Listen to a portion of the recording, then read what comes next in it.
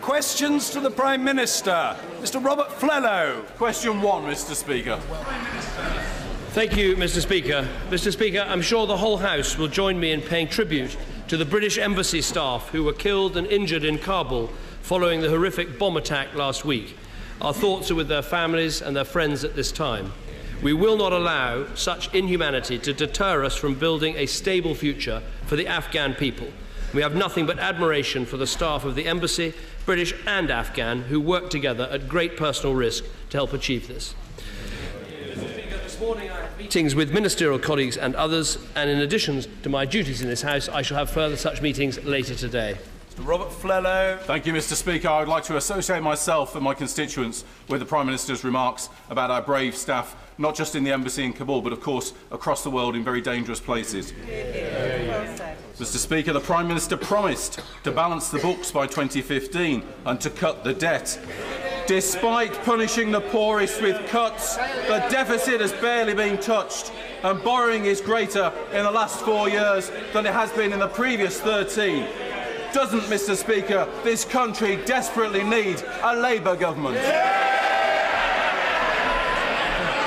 We have got the deficit down by a third because we have taken tough and difficult decision after tough and difficult decision, and they've all got one thing in common.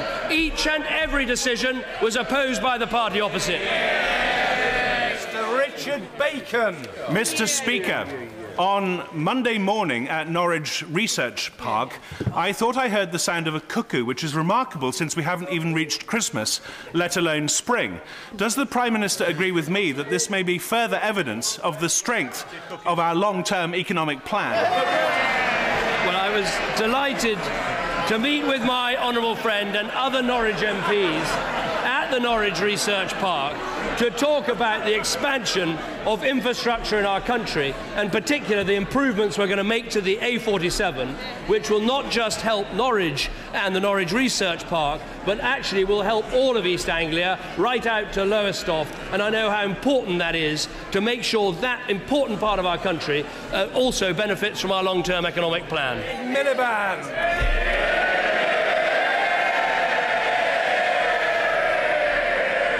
Mr. Speaker, I join the Prime Minister in paying tribute to the British Embassy staff killed in the appalling terrorist attack in Kabul last week. It's a reminder of the danger that our embassy staff and military personnel still in Afghanistan face on a daily basis, and all of our thoughts are with the family and friends of those who died. Mr. Speaker, the Prime Minister said earlier this year, and I quote, "Woe betide the politician that makes big promises and then says, 'Oh, sorry, I didn't really mean it.'" Can he recall any time he might have done that? Well, let me tell him the promises we've kept. We promised to get the economy growing. It's the fastest growing in the G7. We promised to get unemployment down. We've created 1.8 million new jobs. We promised to make Britain a great place to start a business. There are 760,000 more businesses in this country. This government is a government that's made its commitments, kept its commitments, and as a result, we've got a plan that's working. Mr. Speaker, I think, come to think of it, he might have broken a big promise quite recently. Immigration down to the tens of thousands. No ifs, no buts. What did he say in his contract with the British people?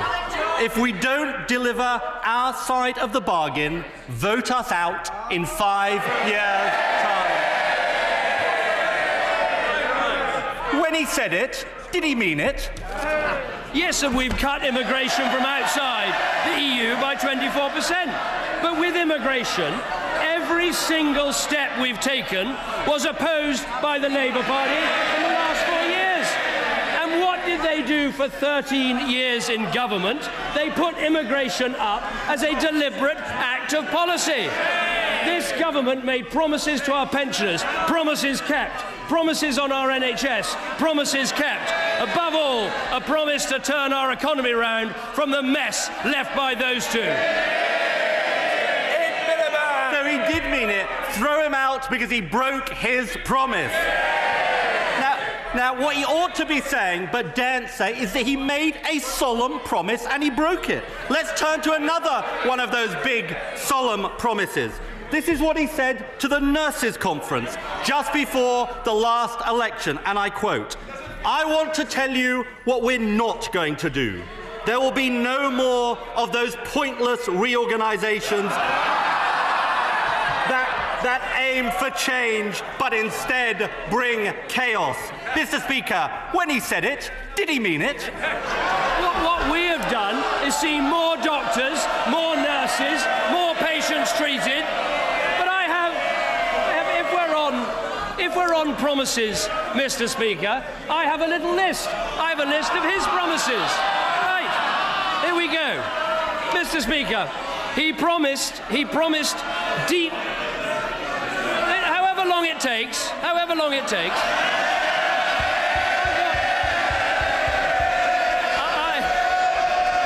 I've got all day, and I can tell you I'm looking forward to what comes next, and I think he will be too. Right, he promised detailed plans for a graduate tax. Where is it? He promised an alternative spending review. That was in 2010. Where's that? He promised he'd tell us the list of business people he had dinner with in 2011. Where's that one? He promised to stand up to the unions on public sector pay. When has he ever done that? He promised he wouldn't let the unions run the Labour Party, and they run it more than ever. What he ought to be saying, but daren't, is that he made a solemn promise of no top-down reorganisation of the NHS, and he broke that promise. Let's turn to his promise on living standards. The 2010 Conservative Manifesto made this big promise, and I quote, "An economy where standards of living rise steadily." Mr. Speaker, when he said it, did he mean it? Yes, I meant it, and 26 million people having their taxes cut.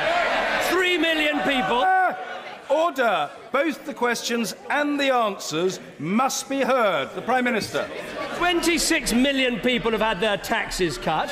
3 million of the poorest people have been taken out of income tax altogether. The minimum wage has been increased for the first time since his Great Recession. And now people who've been in work for a year are seeing a 4% increase in their pay. They bankrupted our economy. We know that Mrs. Brown's Boys was a comedy. Mr. Brown's Boys was a tragedy. Mr. Speaker, he's obviously been visiting the David Mellor School of Charm recently.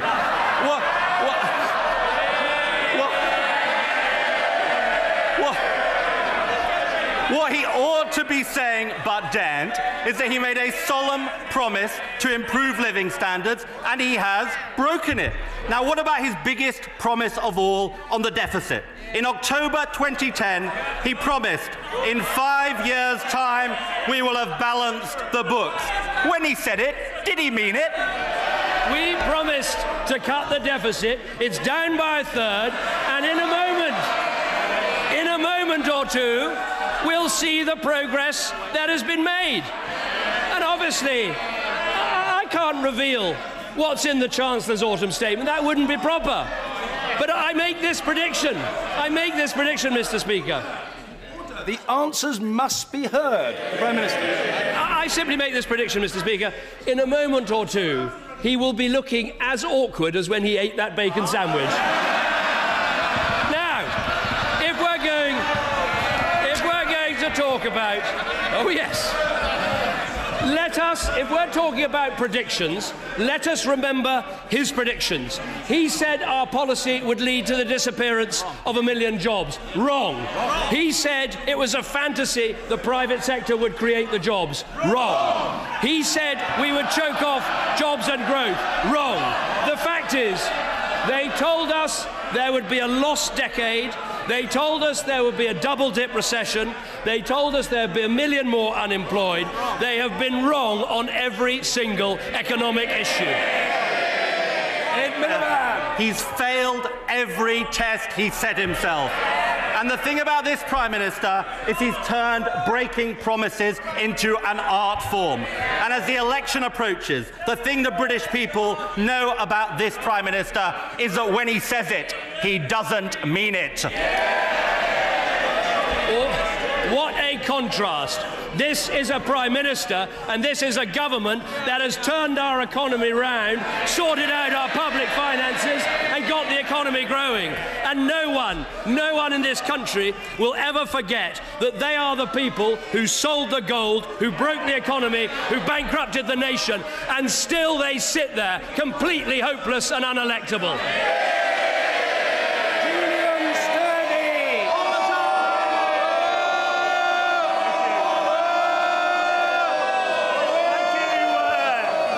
Mr. Speaker, the City of York is truly benefiting from the government's northern-led economic plan, and the government is rightly investing in transport infrastructure across Yorkshire. With that in mind, would the Prime Minister agree to meet with me and a delegation of local businesses to discuss their campaign to dual the York Northern Ring Road, which is seen, given the high levels of congestion, as a serious barrier to further economic growth for our city?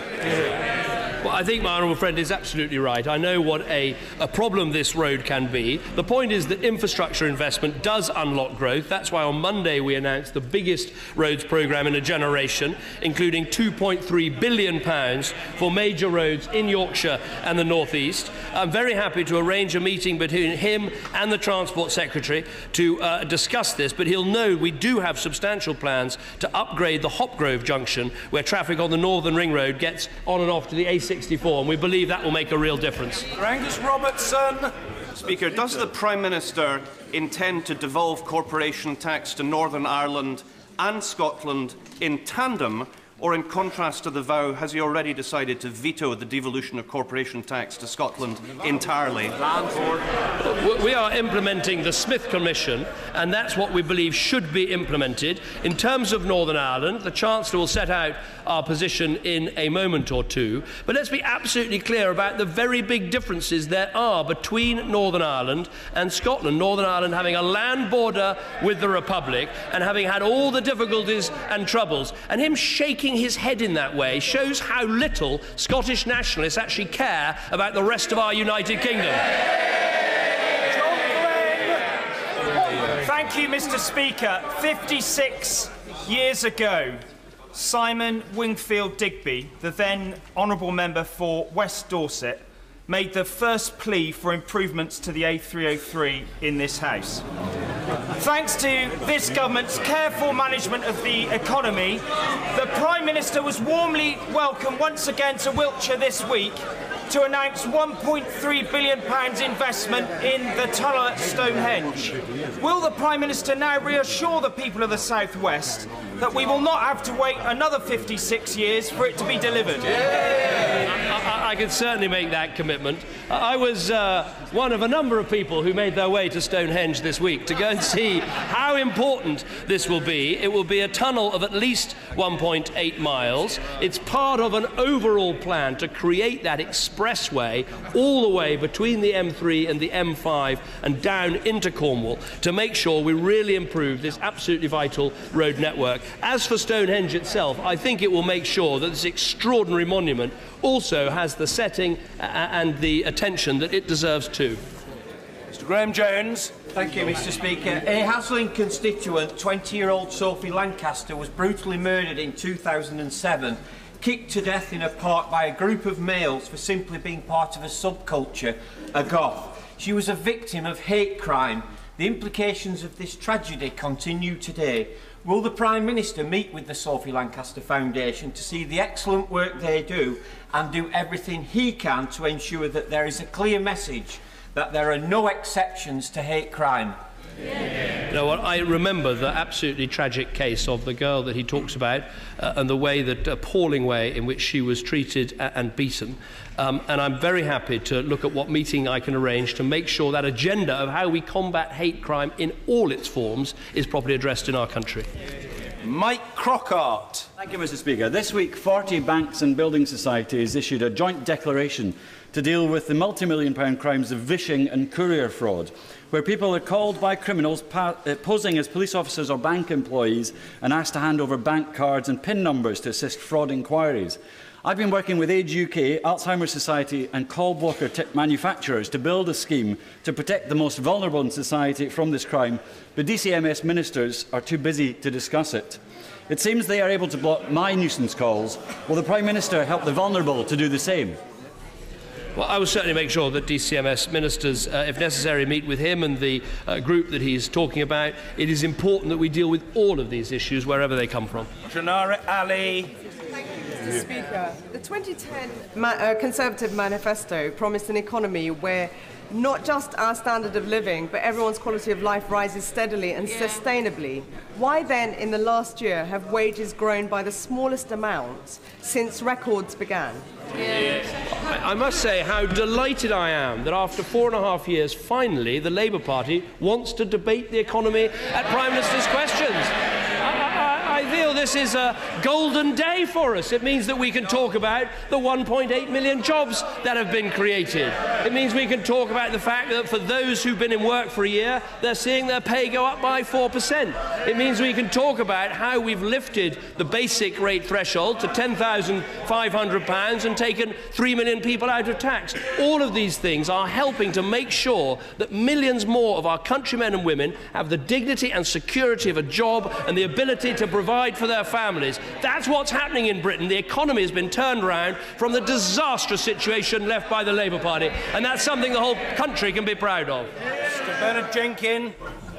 May I commend to my right honourable friend the debate which was kicked off in Westminster Hall this morning by my honourable friend from Meon Valley about the catastrophic decline of sea bass stocks across the whole of Northern Europe, and how we heard that successive governments have been trying to persuade the EU for decades to address this problem. Will he undertake to put the entire weight of the government behind the collapse of sea bass stocks in order to address this at the European Union Fisheries Policy this month? My honourable friend raises an important point about sea bass stocks, but also about fish stocks more broadly. There have been, under this government, some real improvements in the way fisheries policies work in the EU, with a greater level of devolution, and we need to keep pushing that forward to make sure that our fisheries and our stocks can recover. That's the only way to make sure this is a long-term sustainable industry. This is Mary Glindon. Thank you, Mr. Speaker. Will the Prime Minister please explain why the government has borrowed almost £4 billion more this year compared to last year at the same time? And does he regret his firm promise to balance the books by next May? The reason this government has had to borrow a lot of money is that we inherited the biggest budget deficit in the world. It was 11% of our GDP when we came to government. We've already cut it by a third. We'll hear in a moment or two how we're now getting on. But I would like to highlight something the Shadow Chancellor said this week. He said that he would be tough on the deficit and tough on the causes of the deficit. As he is one of the causes of the deficit, I think we've just found the first ever example of political maso-sadism.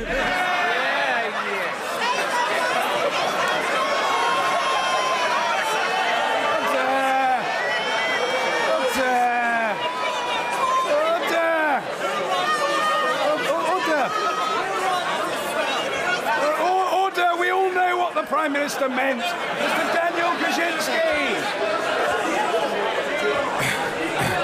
Thank you very much, Mr. Speaker. Thank you, Mr. Speaker. Order. I understand the House gets excited, but I think Mr. Kaczynski will scarcely be able to hear himself, let alone anybody else have the chance to hear him. Let the honourable gentleman be heard. Mr. Kaczynski.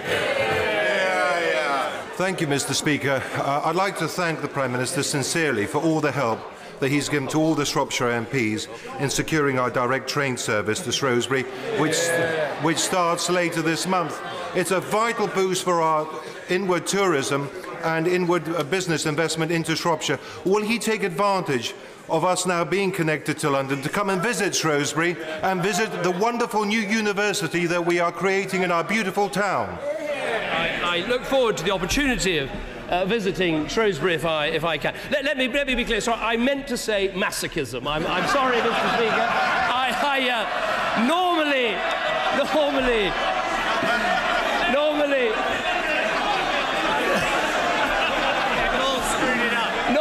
with the Shadow Chancellor, I say that he likes to dish it out, but he can't take it. But after this quote, I think he obviously quite likes taking it as well. So there we are.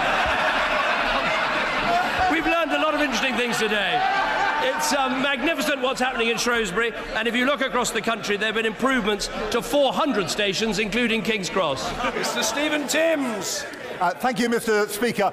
The Prime Minister said his economic policy would eradicate the deficit in this Parliament.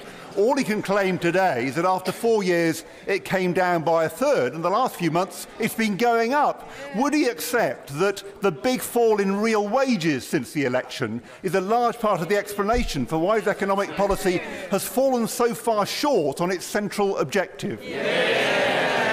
After 4 years of never mentioning the deficit and opposing every single spending cut we've had to make, suddenly there seems to have been a sort of Damascus-like conversion, and suddenly they're all interested in the deficit. Well, let me give him a bit of a lesson. Yes, we've had to make very difficult decisions, cutting some government departments, some by as much as 20%, every single decision opposed by the party opposite. And in terms of what's happening with wages, as I've just said, the recent figures out showed that people who've been in work for over a year are seeing pay increases of 4%, and we're helping everyone in work by cutting their taxes. In the end, the only way to sustainably raise living standards is to grow the economy, create jobs and cut taxes. 3 things we're doing, 3 things Labour would never do. Mr. Speaker, this morning more people went to work than ever before in the history of our nation. Is the Prime Minister aware that in Dover and Deal unemployment has fallen by 37% thanks to our welfare reforms, thanks to our long-term economic plan? Why would we ever return to where we were less than 5 short years ago? My old friend is absolutely right. In Dover, the claimant count is down by 24% since the election. Across the South East, the number of people employed in the South East is up by almost 250,000. We've got record levels of employment.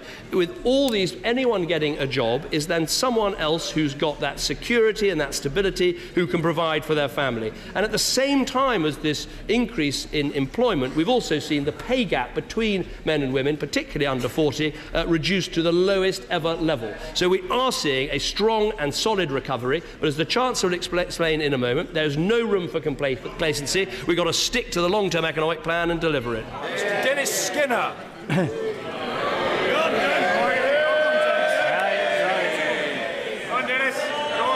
Is the Prime Minister proud of the fact that in this Parliament this government has added 430 billion to the national debt, which is more than all the Labour Chancellors of the Exchequer this century? He can't blame Labour for that figure. Oh, yes, I can. We inherited the biggest budget deficit in Britain's peacetime history. The Labour Party had the longest and deepest recession in a century. That is what we were delivered. Since then, we've turned the economy around. We've got 2 million private sector jobs. We've cut the deficit. 760,000 more businesses are operating in our country, and we have the fastest growing economy of any G7 or major European country. That is an economic record that no Labour government could ever match. Droitwich Spa Boxing Academy, run entirely by volunteers, trains talented boxers and provides a highly valued community resource, turning around the lives of many disruptive and troubled young people. It's a shining example of the big society. Does the Prime Minister understand? Does the Prime Minister understand my deep concern that the blinkered decision of HMRC to insist on a draconian interpretation of the VAT rules on its new building will result in the Academy's closure? Terrible. Well, first of all, I know what an important job the Droitwich Spa Boxing Academy does. It is run entirely by volunteers, and I know how hard my right honourable friend works for his constituents. We will look carefully at this case. As he might know, unfortunately, zero rating of VAT on construction services is very limited and doesn't apply to buildings used as sports clubs. But the HMRC are willing to discuss flexibility on arrangements to pay the VAT bill through their time to pay scheme with the owners. And what I will make sure is that discussions take place very rapidly between my honourable friend and HMRC to see what can be done. Seema Malhotra. Mr. Speaker, cancer waits for no one, and with fast-growing cancers in particular, time is of the essence. The cancer treatment target in England has been missed for 9 months. Over 15,000 patients waiting more than 2 months to start treatment. Doesn't this prove, yet again, that you cannot trust the Tories with the NHS? I share the honourable lady's concern about how rapid our cancer treatment must be, and that is why I'm proud of the fact that under this government an extra 460,000 people more per year are getting cancer treatment, are getting referrals. There are around 7 key cancer targets, and we're meeting all but one of them. And I have to say to the honourable lady, that is quite a contrast with Wales, where the Labour Party has been in control of the NHS for the last 4 years, where they haven't met a cancer target since 2008. It's no good shaking your head. It is her party who's in charge of the NHS in Wales, and they are letting down cancer patients day after day. Greg Mulholland. Thank you, Mr. Speaker. Following the threat of a legal challenge, NHS England have scrapped their processes for approving drugs for rare conditions. This is affecting a couple of hundred children in the country, including 6-year-old Sam in my constituency who has Morchio. Will the Prime Minister today instruct the Secretary of State for Health to re-establish the highly specialised commissioning service, who can then approve this drug to ensure that these children get the drugs that they need immediately before a new process is put in place? Well, I'm very happy to discuss that issue with the Secretary of State for Health. As he knows, we have a procedure for licensing drugs. When it comes to cancer drugs, we have the additional benefits of the Cancer Drugs Fund, but I'm very happy to take away the point that he raises and discuss it with the Health Secretary. Nick Dakin. Mr. Speaker, the Prime Minister promised the British people that his government would eliminate the deficit and significantly reduce immigration. Why has he failed the British people on both these counts? Mr. Speaker, if I could sum up, the Labour Party's approach seems to be this. We created an enormous problem, and we have come here today to complain that you haven't cleared it up fast enough. That is really the extent of the intellectual analysis of Britain's problems. I have to say, it is quite ridiculous when you realise they left us with the biggest budget deficit since the war, which we've started to get on top with, and will make more progress. Mary MacLeod. Thank you, Mr. Speaker. Given that there are the record number of small businesses today in Chiswick, Brentford, Isleworth and Hounslow, and given that SMEs represent 99% of the business community and that Saturday is Small Business Saturday, would my right honourable friend join with me in encouraging everyone to shop small, shop local on Saturday, as well as making small businesses a priority in our long-term economic plan? I absolutely agree with my honourable friend. We now see a record number of small businesses in our country, a total increase of 760,000 over this Parliament. Small Business Saturday is an excellent event where we can boost small businesses and draw attention to the work the small businesses do. On Friday, we'll kick-start this event with a small business fair in Downing Street, and it's a good moment to make sure that small businesses are benefiting from all the changes that we've made, such as the cut in the jobs tax for businesses and charities of £2,000, abolishing national insurance contributions for under 21-year-olds when they employ them, doubling the small business rate relief, and of course cutting corporation tax for small business as well. This government has a very strong record for saying to small business, we respect what you do in terms of creating the jobs, the wealth, the prosperity that our country needs. Cooper. Thank you, Mr. Speaker. Skelmersdale in my constituency is the second largest town in the northwest without a railway station. A station which would bring social and economic benefits to the town, as we've already heard in Shrewsbury. As the Prime Minister is in a spending mood, albeit a little bit further south, I wonder whether he could give the people of Skelmersdale an early Christmas present with the promise of a railway station. Well, I'm very happy to look at what the Honourable Lady says. What we are seeing is more railway lines opening, more stations opening, and more railways being electrified. I think in the entire period of the last Labour government, they electrified just 13 miles of track. An absolutely pathetic record for a government that had 13 years to do something about it. We now have the biggest road programme since the 1970s, the biggest rail investment programme since the Victorians, and actually, under this government, stations, lines and electrification, that's all taking place. Will my right honourable friend meet me to help get more beds for Hereford Hospital?